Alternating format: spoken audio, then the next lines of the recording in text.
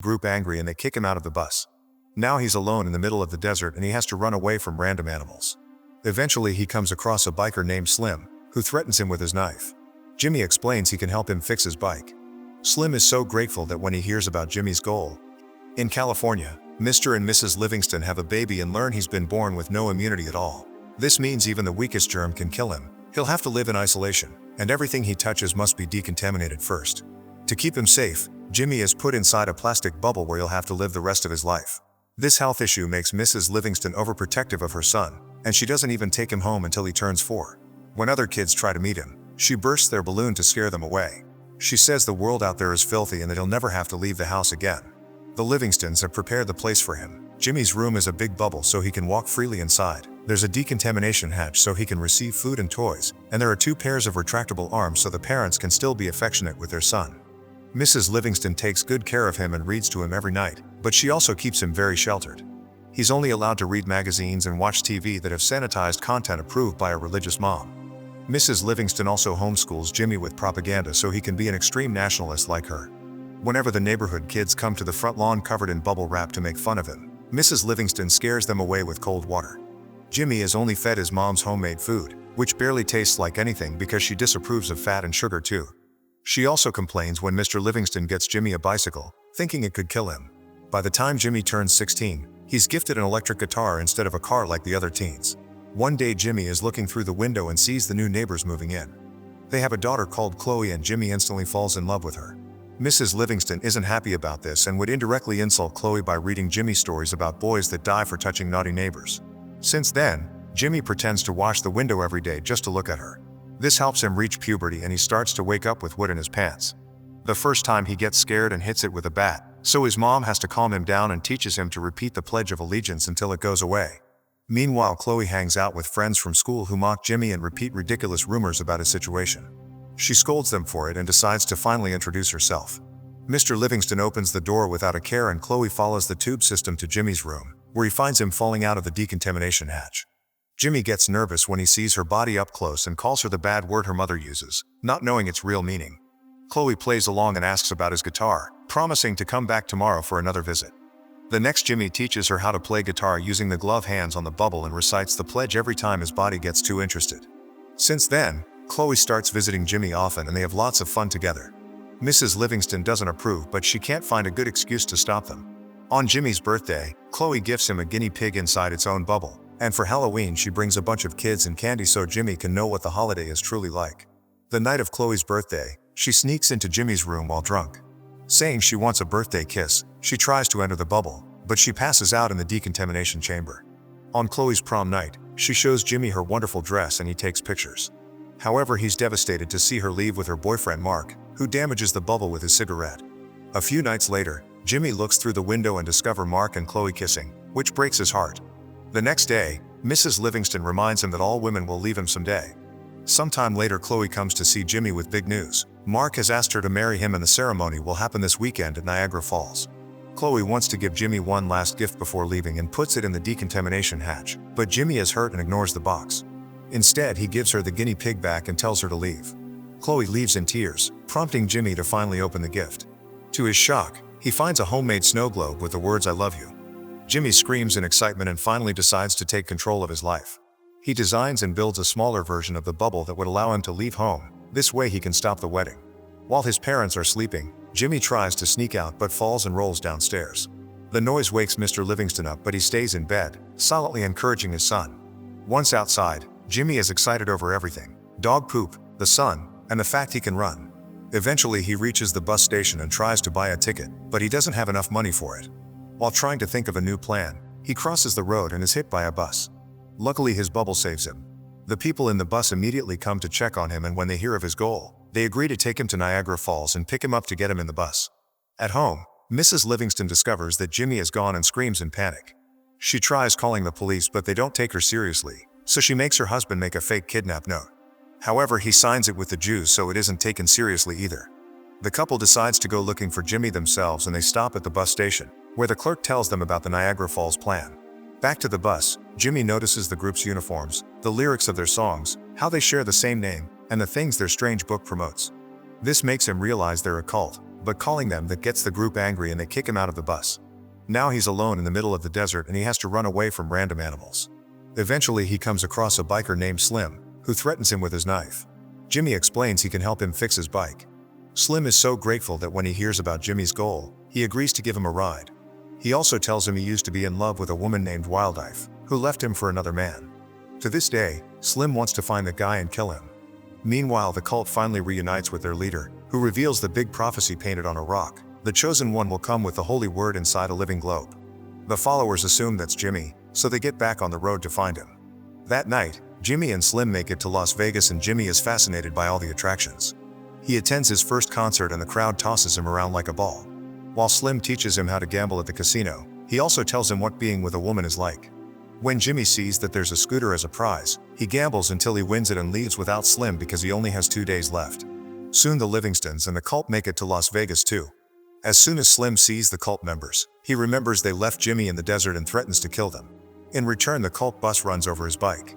A few hours later, the Livingstons reach the road and see Jimmy on the scooter. Mrs. Livingston forces her husband to turn the car and block the way, accidentally hitting the scooter in the process. Jimmy flies out and his bubble makes him bounce off for a while until he lands inside a train. He screams when he sees the people inside and learns that they're part of a freak show handled by Dr. Freak, who owns these people like slaves. Suddenly the train stops and Jimmy bounces out, finding Dr. Freak waiting. Jimmy laughs at his size and Dr. Freak starts furiously breaking a car's windows as a threat. However, when he hears that Jimmy is the bubble boy, he thinks he could be part of his show. When Jimmy says no, Freak jumps on the bubble and tells him that no woman would ever love a weirdo. An offended Jimmy pushes him off and the bouncing sends Freak flying, causing his small body to hit a huge truck. Then Jimmy gets ready to leave and the other freaks try to follow him, so he explains to them they're now free and they can do whatever they want, but he must finish his mission alone.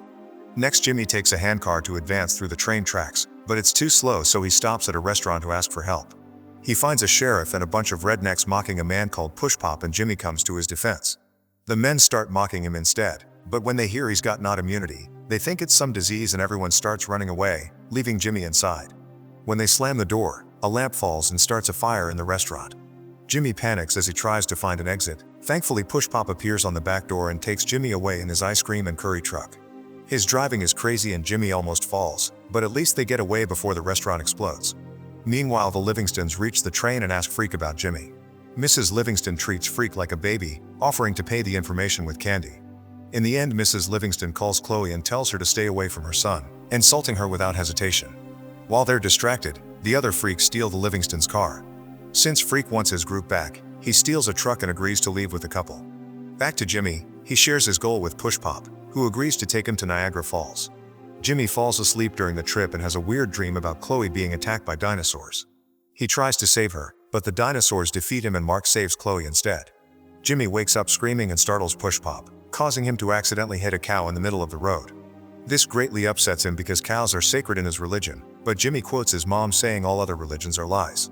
Offended, Push Pop tells Jimmy to go away while he stays to do a ritual for the cow's death. Jimmy gets going while tasting ice cream for the first time.